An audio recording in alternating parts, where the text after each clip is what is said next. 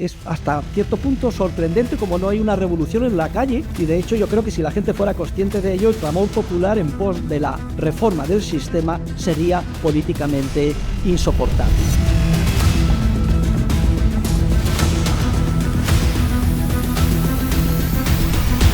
El sistema público de pensiones, que es el corazón de la seguridad social, se considera que es el puntal del denominado estado del bienestar.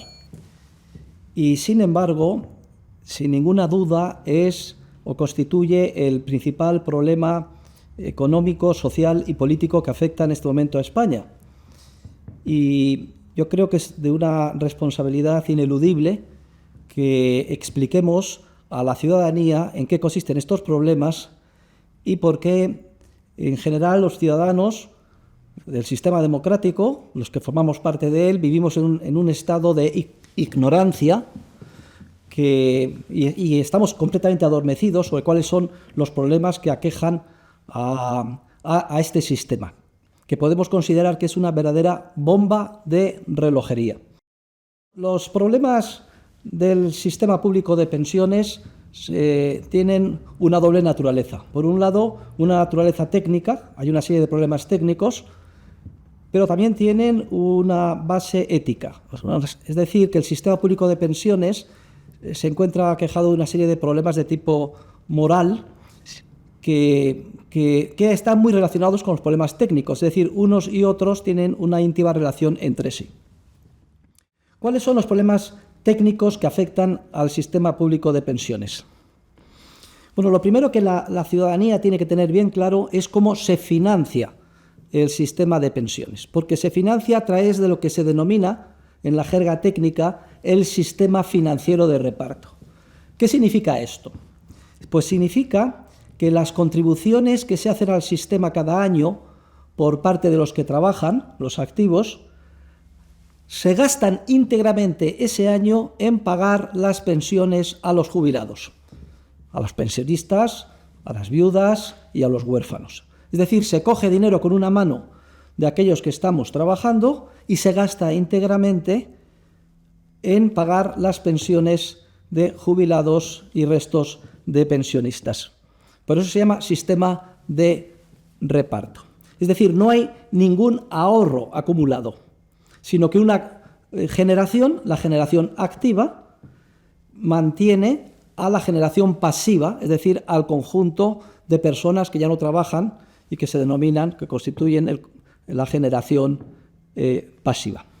Entonces, ¿cuál es el problema del sistema financiero de reparto? Y este es el quid de la cuestión.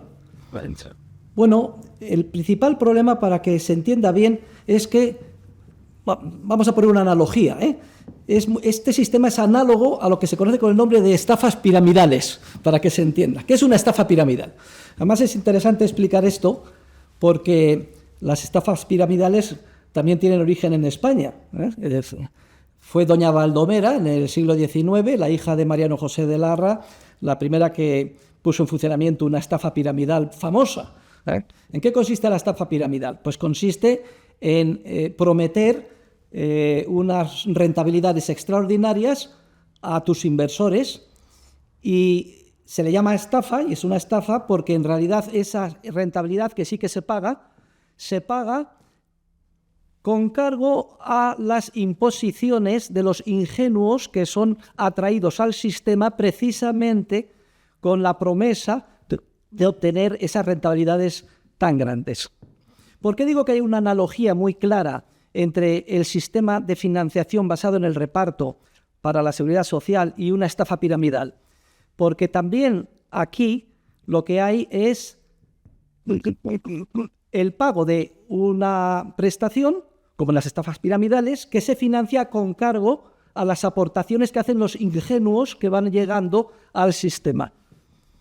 Y además también hay el atractivo o el señuelo de que se obtiene una prestación muy generosa. De hecho, los últimos cálculos que han efectuado los expertos de la seguridad social demuestran que la aportación que percibe el pensionista es muy superior al valor de las contribuciones que hizo a lo largo de su vida activa. Bueno, las estafas piramidales terminan tarde o temprano colapsando. Es decir, es una especie de bola de nieve y el problema es que conforme más ingenuos llegan para querer aprovecharse de esa extraordinaria rentabilidad, más difícil es conseguir nuevos ingenuos que entren al sistema. Entonces va creciendo como una bola de nieve y llega un momento en que tarde o temprano colapsa. Y así colapsó la estafa piramidal de doña Barlomera, o el caso en Estados Unidos del Ponzi, el famoso esquema Ponzi, que es como ha pasado a la literatura económica, la estafa piramidal en Nueva York a comienzos del siglo XX. Colapsan y, claro, ¿qué es lo que sucede? Bueno, pues que aquellos que les pilla en el momento en que colapsan dentro del sistema, pues pierden todo.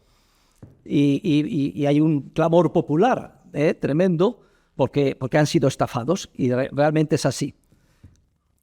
Como es lógico, todos aquellos que en los periodos previos entraron y salieron y se aprovecharon de las extraordinarias rentabilidades no protestan y han salido muy beneficiados.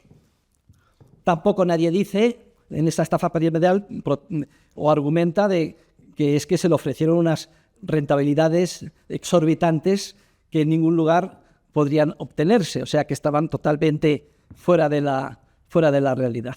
Tenemos también el caso de Madoff, es increíble, es otra estafa piramidal muy reciente en Estados Unidos que llegó a crecer hasta 65.000 millones de dólares. Todavía en este momento se está tratando de recuperar el dinero y además las autoridades están tratando de recuperarlo de los pasados contribuyentes, de los que se beneficiaron del sistema y salieron a tiempo. Pero en todo caso, las estafas piramidales colapsan porque llega un momento en que ya no pueden conseguir nuevos ingenuos que entren al sistema para financiar esas extraordinarias rentabilidades. Ahora, en teoría hay una posibilidad de que una estafa piramidal no colapse, y es si se pudiera lograr un procedimiento por el cual se obligara a la fuerza a que entraran continuamente nuevos ingenuos.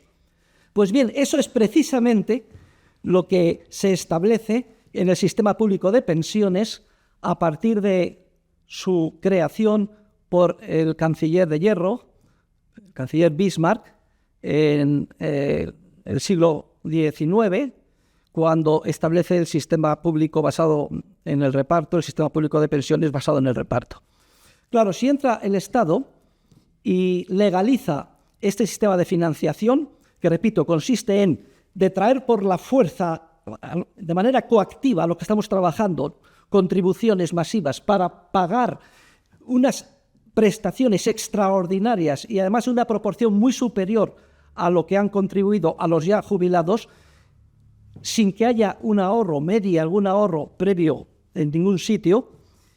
Si por la fuerza se obliga a que una y otra generación hagan esto, entonces en teoría este sistema, que repito que es análogo en su estructura al de una estafa piramidal, podría mantenerse de manera indefinida. Y parece que se habría encontrado pues, la cuadratura del círculo. Hemos encontrado un procedimiento en el cual garantizamos que cada generación, cuando se jubile, tendrá sus pensiones, porque hay es lo que se denomina, para edulcorarlo, ¿no? Hay lo que se dice que hay una solidaridad intergeneracional, así es como se le llama, ¿no? Consiste en que cada generación se ocupa de mantener, mientras trabaja, a la ya jubilada, esperando que cuando nos llegue la hora de jubilarnos, nuestros hijos y nietos harán lo mismo.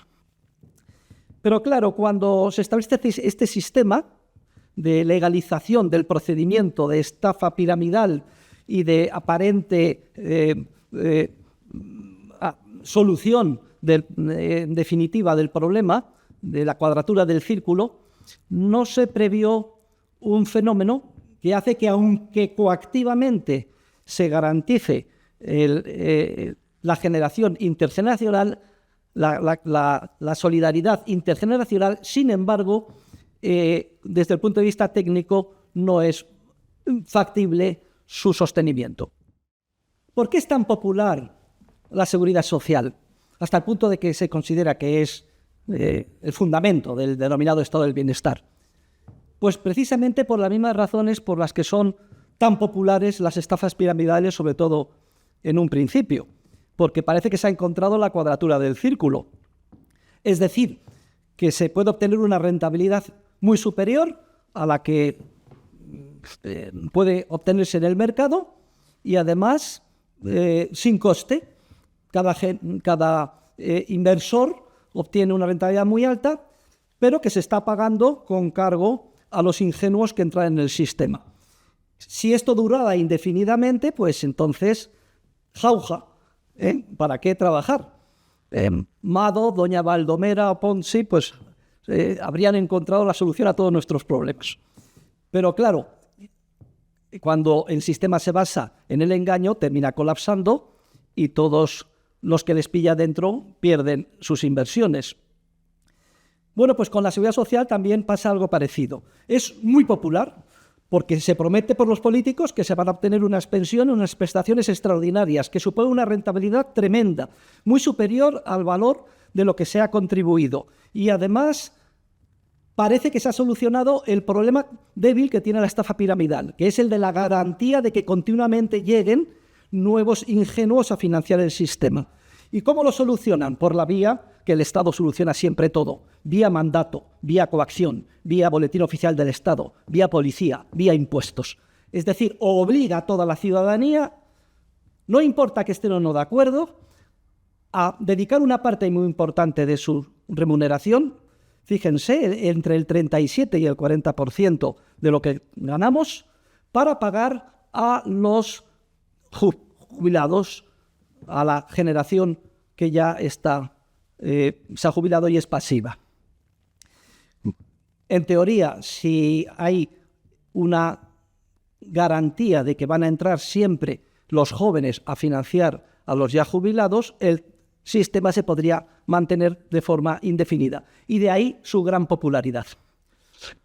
Pero hay algo que no pudieron prever aquellos que legalizaron por primera vez el sistema financiero de reparto, y es el envejecimiento paulatino de la población, que también hace que inexorablemente este sistema, a pesar de que tenga garantizado la fuerza, repito, la entrada de nuevos ingenuos para ser financiado en cada momento, esté condenado también a colapsar. Bueno, el principal problema técnico del sistema financiero de reparto para financiar las pensiones es que su coste crece en progresión geométrica, como si fuera una bola de nieve, como consecuencia de un fenómeno universal, resultado del desarrollo económico, del avance de la civilización, que hace que en todas las sociedades la esperanza de vida no haya dejado de crecer desde la revolución industrial hasta hoy. Es decir, cada vez vivimos por término medio un número mayor de años. Hay una diferencia entre hombres y mujeres, pero desde luego la tendencia se ha consolidado y continúa. ¿Qué significa esto? Bueno, pues muy sencillo. Significa que cuando el sistema público de pensiones fue creado por Bismarck, pues en términos proporcionales el número de personas jubiladas de edad superior a 65 años en relación con los activos era muy reducido. Cuando el general Franco, que es el gran padre del estado del bienestar en España, establece el sistema de pensiones financiado por el procedimiento de reparto, eliminando la capitalización que existía hasta él. Por término medio, el número de personas que trabajaban activas por jubilado eran 6 por cada jubilado. Y la esperanza de vida, pues en los años 60 del siglo pasado en España, era pues prácticamente 20 años menos por término medio que hoy, que tenemos una esperanza de vida próxima entre 80 y 85 años, dependiendo si hablamos de los hombres o de las mujeres. Entonces, ¿qué es lo que sucede? Pues que cada vez vivimos más y, por otro lado, también cada vez el número de nuevos nacimientos se va ralentizando o va disminuyendo. No tengo aquí los datos, pero, por ejemplo, en los años 70 del siglo pasado nacían en España en torno a 500, 600.000 niños al año y hoy prácticamente están naciendo la mitad, para que nos hagamos una idea. Entonces, ¿qué es lo que sucede? Pues que si el ritmo de nuevos nacimientos no deja de caer y además cada vez vivimos más por término medio, pues el resultado es clarísimo. En términos proporcionales, el número de personas jubiladas cada vez es mayor en relación con las personas que están o estamos trabajando. Y si cuando Franco crea el sistema había 6 activos trabajando por cada jubilado, ahora la proporción es de 2 activos trabajando por jubilado. Claro, esto hace que el coste del sistema de pensiones basado en el reparto crezca, como he dicho antes, en progresión geométrica, como si fuera una bola de nieve y termine siendo insostenible. Pesa como si fuera una losa sobre, y además de peso cada vez mayor, sobre los hombros de los que están trabajando. No solo es que cada vez haya más jubilados o más pensionistas en relación con los que estamos trabajando, sino que es que además la tasa de sustitución, que es como en términos técnicos se denomina al porcentaje que representa la pensión sobre el último salario, es, en el caso del sistema público de pensiones español, muy alto. Prácticamente entre el 70 y el 80% por término medio viene a suponer la pensión que se percibe en relación con el salario que obteníamos justo antes de jubilarnos. Esta tasa de sustitución, por cierto, en España es prácticamente el doble que en el país que fundó el sistema de pensiones basado en el reparto, que es la propia Alemania, uno de los países más ricos del mundo y el más rico de la Unión Europea, cuya tasa de sustitución está en torno al 40%. Claro, como los salarios normalmente van creciendo, con la productividad y con la edad, las personas mayores que se jubilan tienen unos salarios comparativamente más altos. Esto explica que las pensiones por término medio sean más elevadas que el salario medio de los que estamos trabajando. Luego, esto es muy importante que lo tengamos en cuenta. Los que asumen el coste como una losa de financiar el sistema tienen unas remuneraciones, en general, inferiores a las remuneraciones que perciben los pensionistas. Repito, la pensión media es superior al salario medio de los que están financiando el sistema público de pensiones. Otro aspecto en el que debemos incidir para quitar este velo de la ignorancia que tiene la ciudadanía y que debe de desengañarse cuanto antes para entender bien en qué consiste el sistema y por qué es insostenible, otra idea esencial es entender que hasta el último euro del coste de la seguridad social lo pagan los trabajadores. Esto es importante porque los políticos, para mantener oculto el verdadero coste del sistema y venderlo a la población, y que la población en general acepte pacíficamente la coacción a la que se ve sometida, pues vendió que las contribuciones, la mayor parte las pagaba la empresa. Para que nos hagamos una idea, en España el coste del sistema público de pensiones que pagamos los trabajadores viene a ser entre el 37 y el 40% del salario. Fíjense, es el coste tremendo, ¿no? Por ejemplo, depende del sector, el sector naval, el 40%. Pero bueno, vamos a suponer que es el 37%, que es el porcentaje más generalizado. El 37% de todo lo que ganamos es lo que cada año se nos detrae coactivamente para pagar y se gasta íntegramente en ese año a los ya pensionistas. Lo que pasa es que jurídicamente se vende diciendo que 30 puntos de esos 37 los paga la empresa y 6 y pico, casi 7 los paga el trabajador, con lo cual el coste que paga el trabajador no es tan elevado.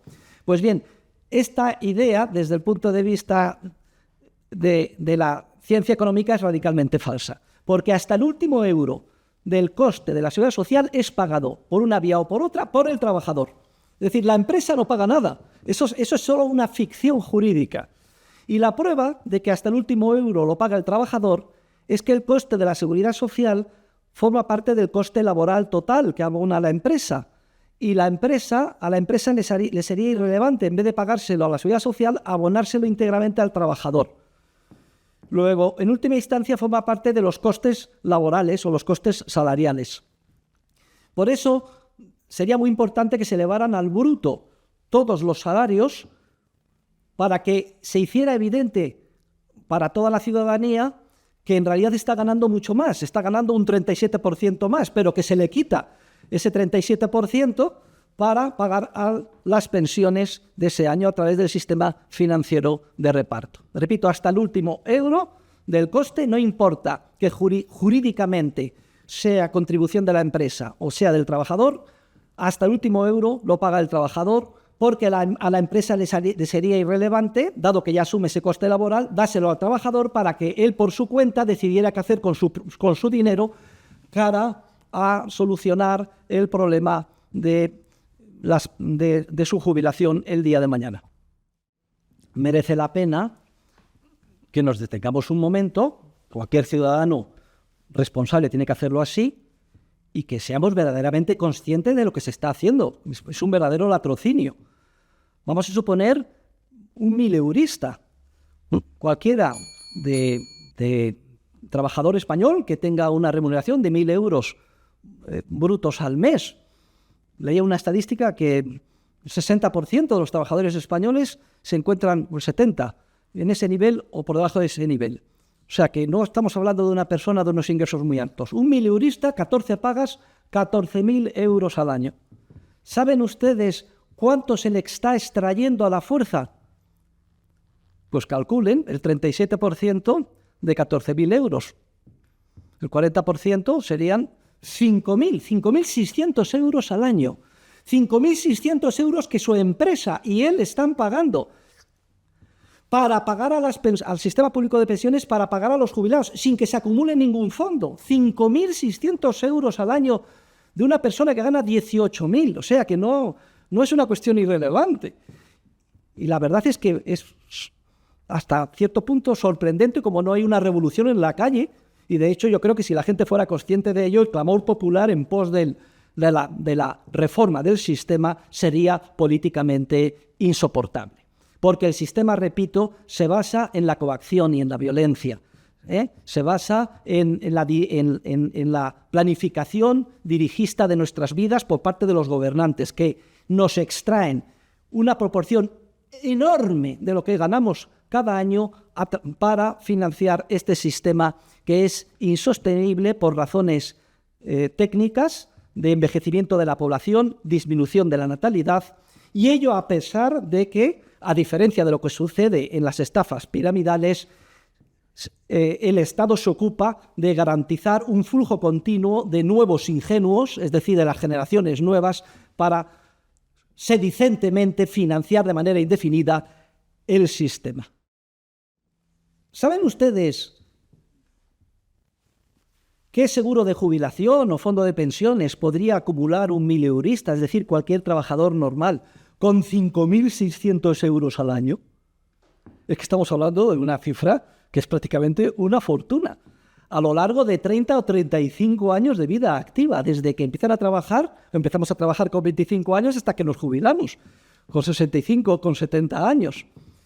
Fíjense ustedes, hagan los números, multipliquen los 5.600 euros que se extraen al mileurista por ese número de años y además incorpórenle la rentabilidad financiera si de verdad hubiera ahorro genuino y un fondo. Pues bien, todo eso se desaparece de un plumazo, se le quita por la fuerza a la ciudadanía por culpa de este sistema financiero de reparto que se utiliza para financiar el tan cacareado sistema público de pensiones del estado del bienestar.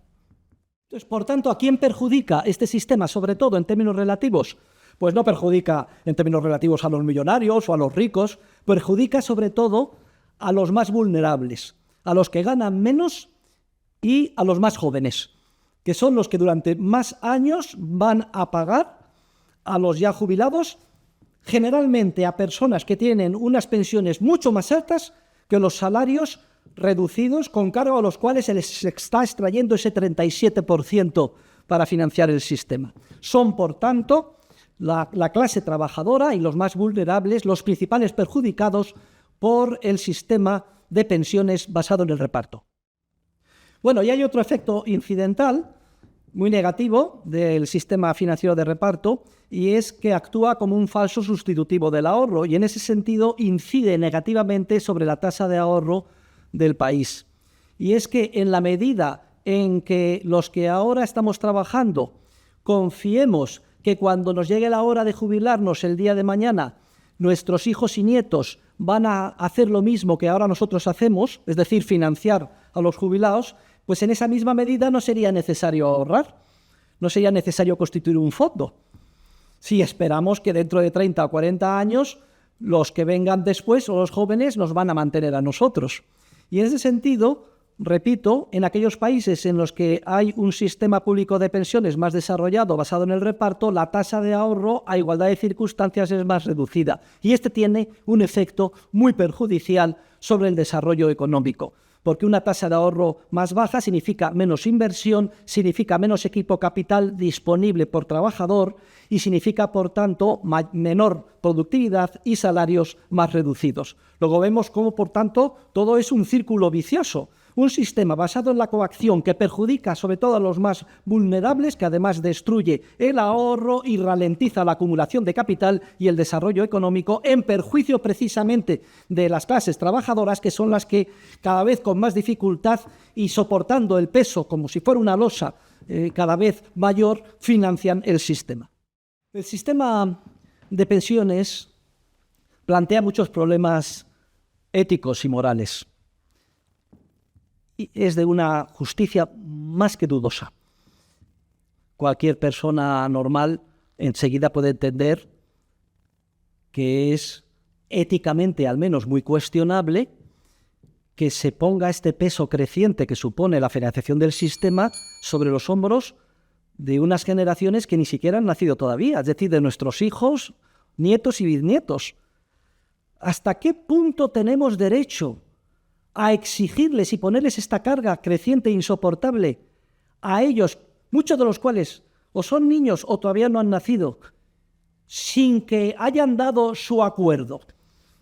Porque aquí no se puede hablar de que haya un pacto social intergeneracional. Todo esto son ficciones que lo único que sirven es para engañar a la ciudadanía o llenar la boca de los políticos, como si aquí hubiera un pacto entre generaciones. Oiga, un pacto es un contrato y eso supone un acuerdo voluntario. Y aquí estamos poniendo un peso sobre los hombros de los que ni siquiera han nacido, los que ahora son niños, de nuestros hijos, etcétera, sin que ellos hayan dado su autorización o aquiescencia. Me tendrán que reconocer que la justificación ética del sistema es más que dudosa.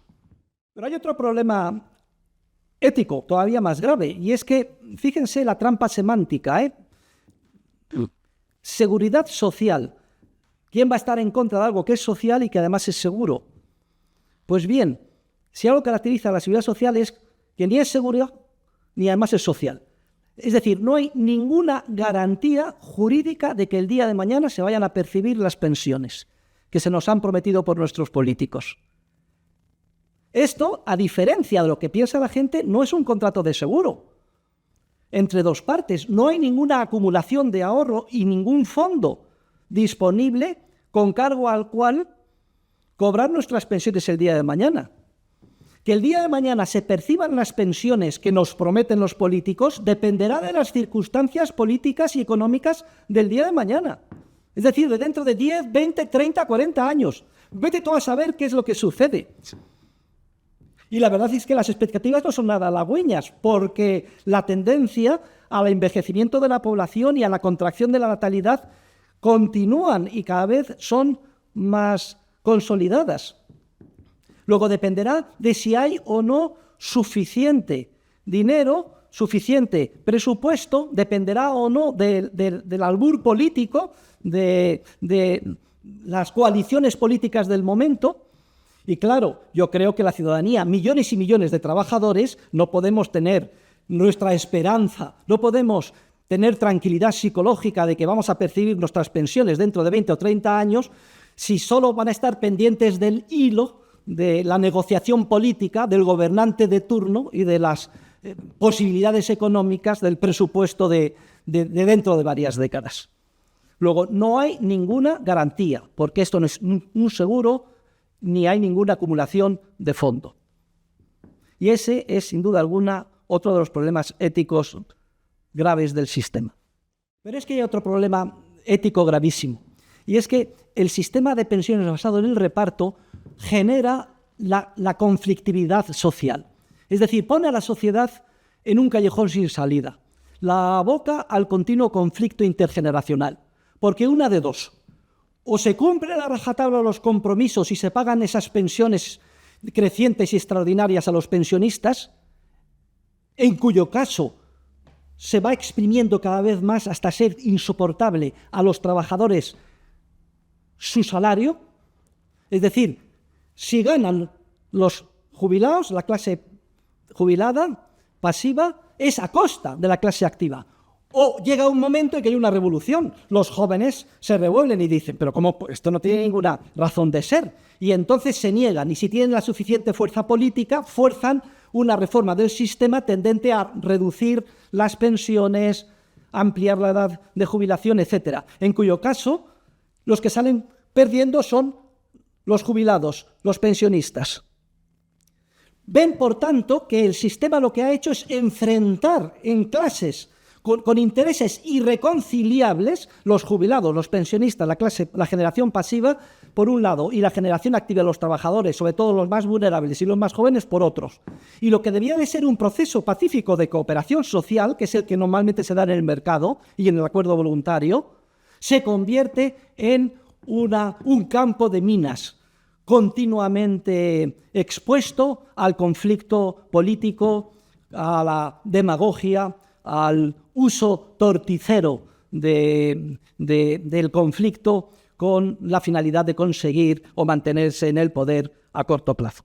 Quizás merezca la pena mencionar, por último lugar, otro problema ético importante, y es que el sistema de pensiones basado en el reparto se basa en un paternalismo trasnochado, que si lo pensamos bien es esencialmente incompatible con lo que es una democracia, lo que supone una democracia sana y madura. Porque fíjense ustedes, se nos considera lo suficientemente maduros y mayorcitos como para votar cada 4 años y elegir a nuestros gobernantes.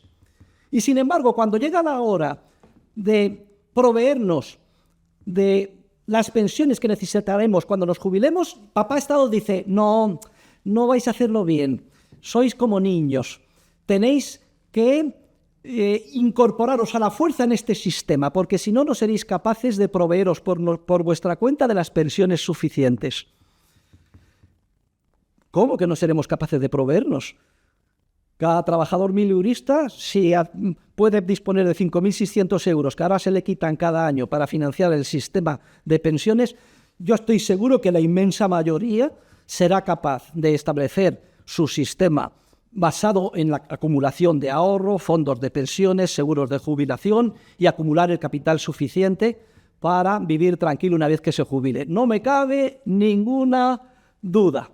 Y en todo caso el paternalismo es evidente y además es trasnochado. O sea que me consideras mayorcito para votarte a ti, gobernante, pero no para decidir qué hacer con mi propio dinero, que era la jubilación. ¿Creen ustedes que esto es algo ético? ¿Justificable desde el punto de vista moral? ¿Qué habría que hacer para solucionar todos estos problemas de una vez por todas? La respuesta es muy sencilla. Habría que restablecer un sistema de financiación para las pensiones basado en lo que se conoce con el nombre de capitalización. Un sistema basado en el ahorro y en la acumulación de fondos. Este fue precisamente el sistema que abolió el general Franco en la dictadura, que se quedó con todos los fondos acumulados por los trabajadores y estableció el sistema de reparto con todos los defectos técnicos y éticos que conocemos. El sistema de capitalización consiste en devolver la libertad a la ciudadanía en el ámbito de las pensiones. Hace poco hemos visto un debate muy curioso, ¿socialismo o libertad? Pues podríamos decir ahora, ¿seguridad social o libertad? Hay que devolver la libertad a la ciudadanía.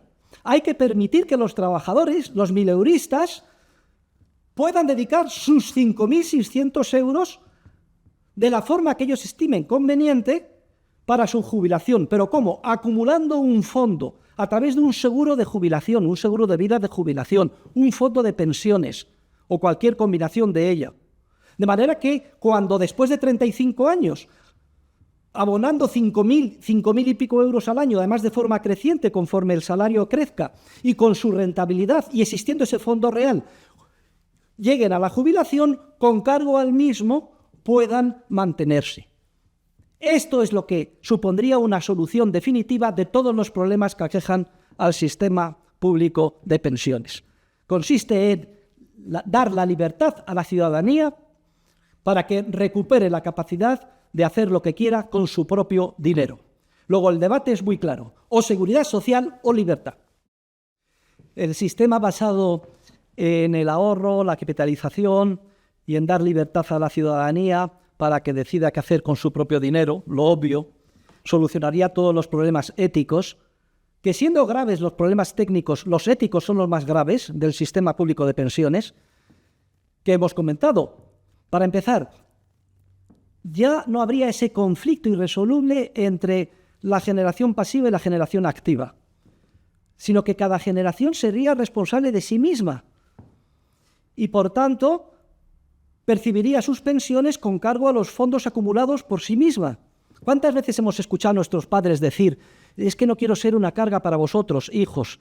Yo creo que este es un anhelo ciudadano generalizado. Pues bien, el sistema de capitalización permitiría que nadie fuera una carga para otras personas más jóvenes y con menos dinero, menos remuneraciones, como actualmente supone el sistema público de pensiones.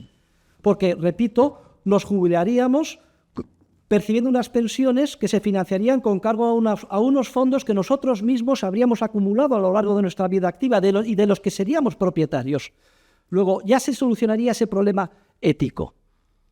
También se solucionaría el otro problema ético del paternalismo trasnochado, que es esto de que papá Estado nos obligue a la fuerza a entrar en este sistema.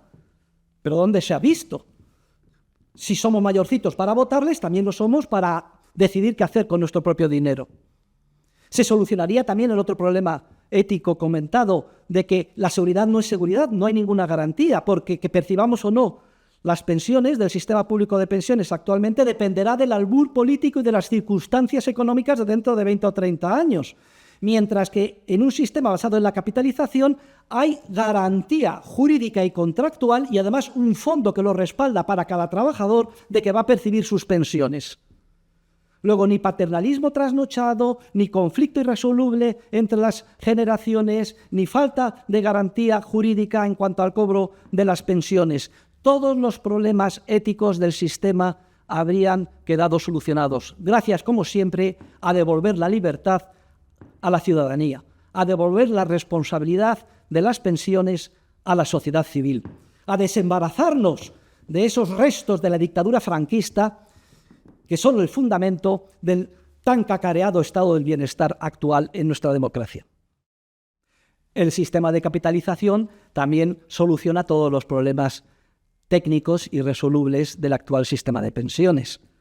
Primero, hace evidente a cada trabajador lo que de verdad le cuesta a la empresa y que, por tanto, ese 37% que ahora se nos extrae, ya hemos dicho, los 5.600 euros a cada mileurista al año, son de él y que, por tanto, él puede hacer lo que quiera con ese dinero y es mayorcito ya para planificar su jubilación.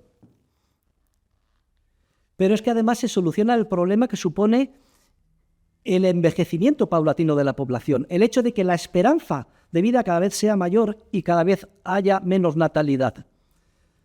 ¿Por qué? Porque cada generación se mantiene a sí mismo y cada uno de nosotros podríamos acumular un fondo con cargo al cual vivir. Y si resulta que cada vez vamos a vivir más, ya lo tendremos en cuenta y a lo mejor decidimos jubilarnos más tarde. Porque voluntariamente, ¿por qué no tenemos que jubilar a la fuerza una edad determinada?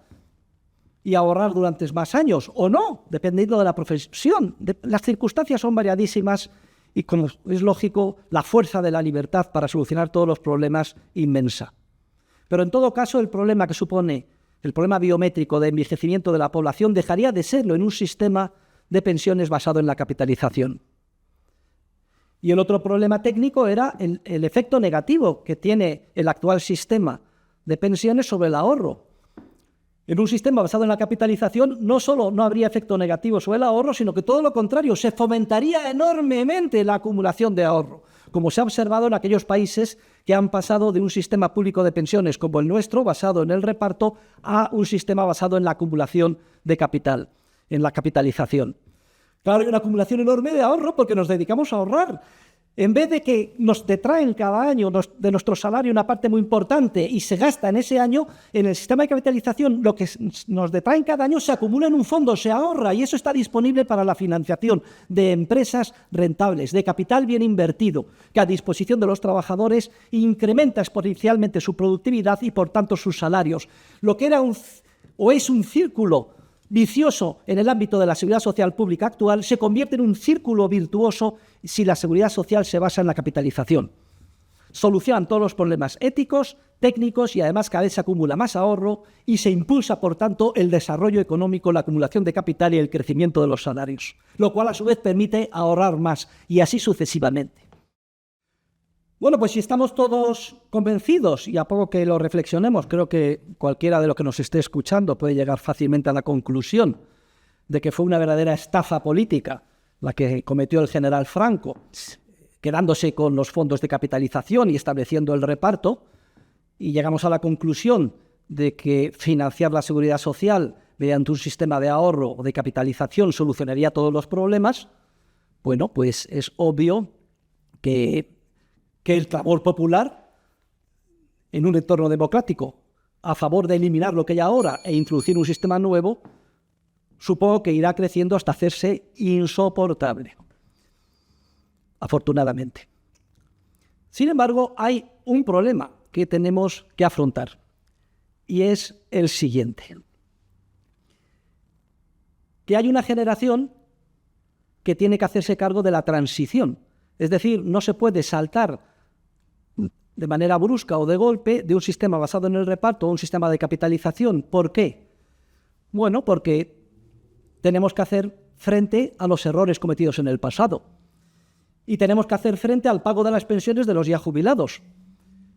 Por lo menos durante una generación de 25 años, hasta que se extingan los ya jubilados y empiecen a acumular fondos los activos, a la generación que le toque históricamente, porque así lo decida de manera democrática, eliminar el sistema de reparto y pasar a la capitalización, tendrá que pagar, como si dijéramos, 2 veces. Y esa es la gran pregunta. ¿Estaríamos dispuestos a ese sacrificio? Sacrificio que es una herencia histórica, resultado de los errores cometidos en el pasado por nuestros políticos, originariamente por el general Franco y luego ya en la democracia por todos los que han venido después y no han sido capaces de afrontar las medidas necesarias, ni de explicarlo como Dios manda a la ciudadanía. ¿Seremos capaces? Aquí la experiencia de lo que se ha hecho en otros países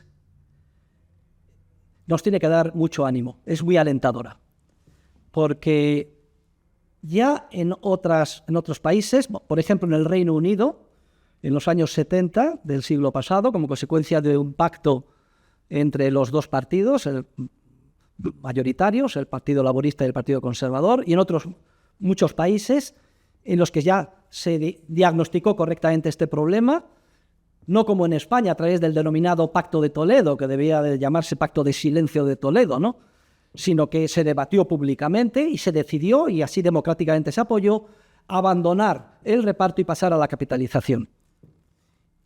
Y se hizo sobre la base de la libertad. Como siempre, la libertad tiene que ser la solución de todos los problemas. Es decir, dar la libertad para que aquel que quisiera se saliera del sistema público de pensiones.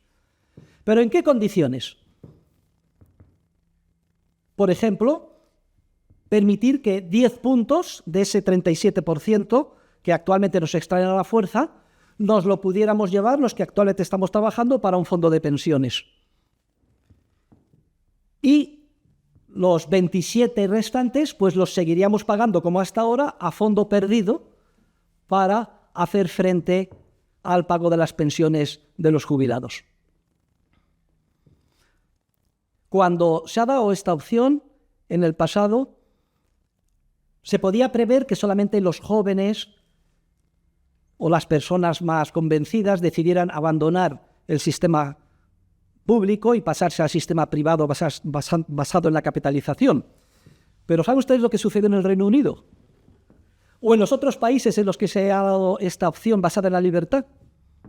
Más del 90%. Fíjense ustedes, qué poca confianza tienen en el sistema público de pensiones, que cuando se les ha dado la posibilidad de votar con los pies, más del 90% de los trabajadores decidieron abandonar despavoridos el sistema público de pensiones y, aunque solo fuera 10 puntos, acumularlos en un fondo para su jubilación, sabiendo que una parte muy importante de sus contribuciones seguía siendo utilizada, los otros 27 puntos o 30 puntos, para pagar a los ya jubilados. ¿Qué pasaría en España si se diera esta opción? Bueno, pues lo primero que hay que clamar es porque se dé la opción, se explique a la ciudadanía la verdad y se les dé libertad para decidir si quieren o no continuar en el sistema. Desde el punto de vista presupuestario, lo peor que podría pasar es que, como sucedió en el Reino Unido y en otros países, la inmensa mayoría se saliera. Entonces, ¿cuál sería el coste para las arcas públicas? Pues aproximadamente 10 puntos de 40, una cuarta parte del coste actual de la seguridad social, que viene a ser en torno al 12% del PIB, una cuarta parte de ingresos se perderían porque los mantendrían en su bolsillo los ciudadanos para empezar a acumular sus correspondientes fondos.